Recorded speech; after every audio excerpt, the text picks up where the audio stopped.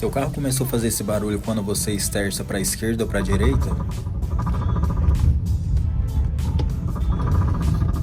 Leve no seu mecânico que pode ser um problema na junta homocinética. Já deixa nos comentários de onde que vocês estão vendo esse vídeo e quanto que vocês cobram para fazer a troca de uma homocinética. Então aqui eu já retirei a peça para estar fazendo a substituição e graças a Deus essa não travou na ponta do semi-eixo e isso já aconteceu, eu tive que cortar a homocinética, mas felizmente deu tudo certo. Homocinética substituída com coifa de proteção nova. Agora eu vou refazer o teste para mostrar para vocês que o defeito era realmente na junta homocinética. E não se esqueça, deixa seu comentário, me segue para mais vídeos e vamos lá fazer esse teste?